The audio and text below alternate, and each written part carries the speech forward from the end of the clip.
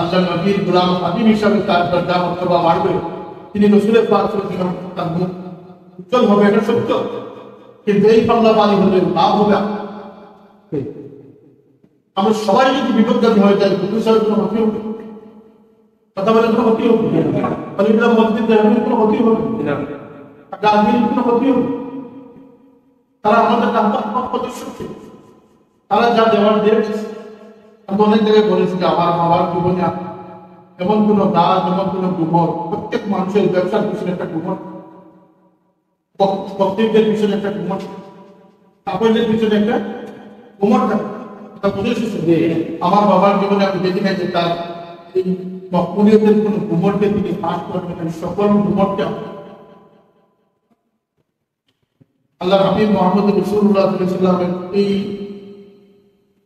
Elaine নবুয়তের জীবন থেকে নিয়ে ডেভেলপ হওয়া পর্যন্ত, দুনিয়া থেকে বিদায় হওয়া পর্যন্ত শুধুমাত্র আল্লাহর সাথে গোপন কথাবার্তা যেগুলো মেলাতে শুনে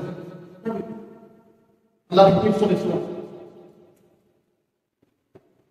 শুধুমাত্র যে ওহী মাহফুজ এবং গায়ব সমস্ত কিছু তার উম্মতের জন্য কিয়ামত পর্যন্ত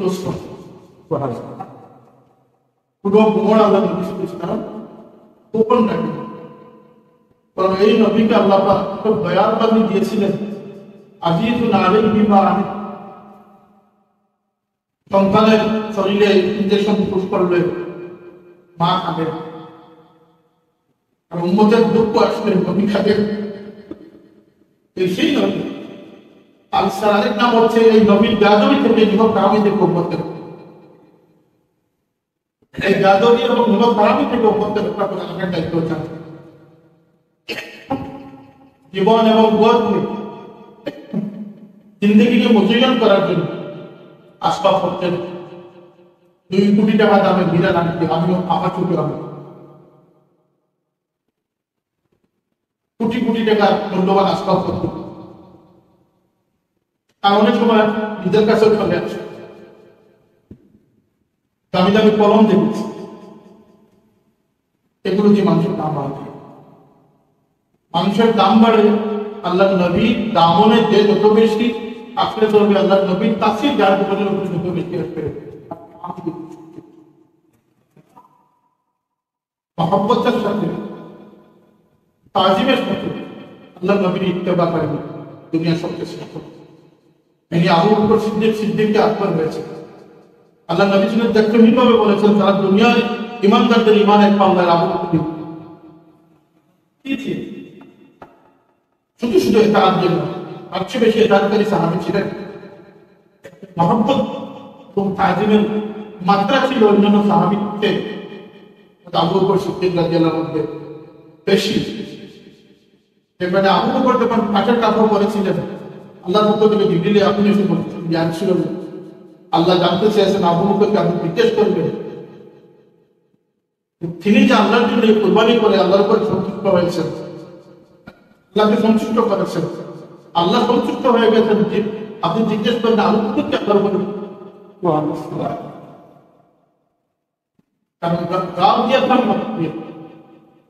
বন্দা সন্তুষ্ট হওয়া সর্বাবস্থা আল্লাহর কাছে এসে পছন্দ করে।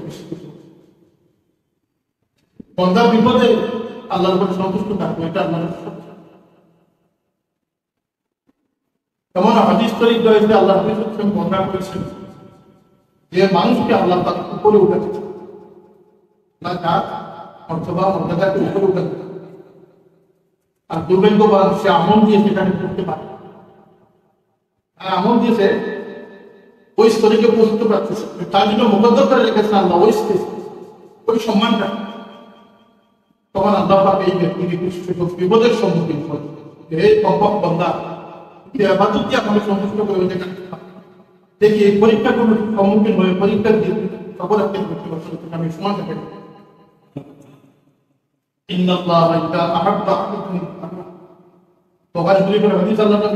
যখন আল্লাহ কোনো বান্দাকে বেশি করে ভালোবাসে, অধিক ভালোবাসে, তখন তাদের পরিচিতি বেশি হতে হবে,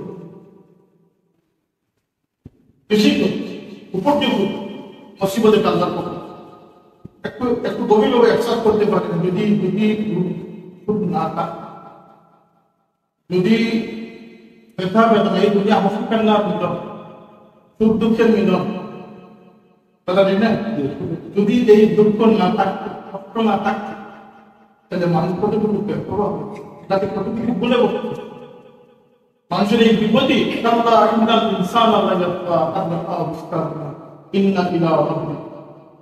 রশিকে টান দেন, এটা বিপদ আপদ।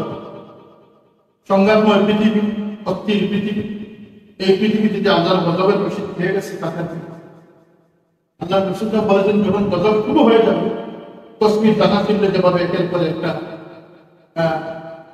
দানা চলে আসবে, সেইভাবে আল্লাহ গজব খুব গভীর হয়েছে।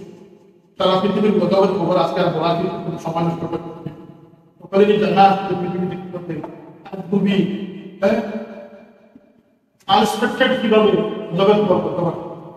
এই যে গরমটা একটা কত দুজকের একটা শ্বাস, দুজনকে শ্বাস দেওয়ার জন্য, দুইটা শ্বাস নেওয়ার জন্য আল্লাহ অনুমতি দিয়েছে। শীত অধিক গরমের দুজকের। তো আমাদের বুঝতে পারি নেই যে আজকের যে 99 ভাগ আচরণ, 99 ভাগ কর্ম পছন্দ হচ্ছে, এবং 999 জন মানুষের মানুষ আমাদের কাছে গ্রহণযোগ্য হতে পারছে। আমরা কি 999 মধ্যে থাকবো না আমরা একের মধ্যে দলের মধ্যে থাকবো না এক দলের মধ্যে থাকবো? আমি আরো ভালোভাবে আপনাদেরকে আরো সাবলীলভাবে আরো সময় নিয়ে বুঝানো আমার দরকার ছিল, আমি তো সক্ষম।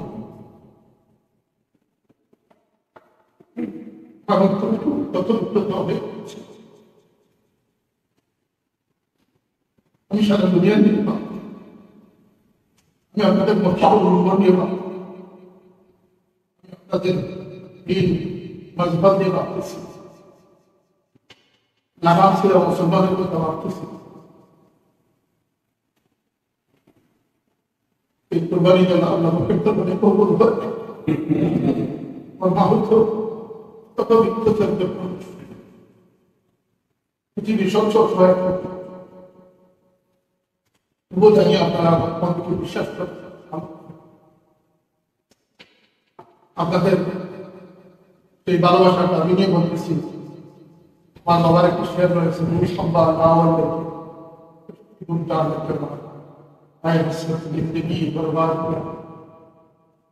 আল্লাহ কসম, আজকের মহফিলে আমি মৌলবাজারের রাজপথ গরম করার কোন নির্দেশনা দিচ্ছি, নিজের জীবন এবং গড়কে সুন্দর করার।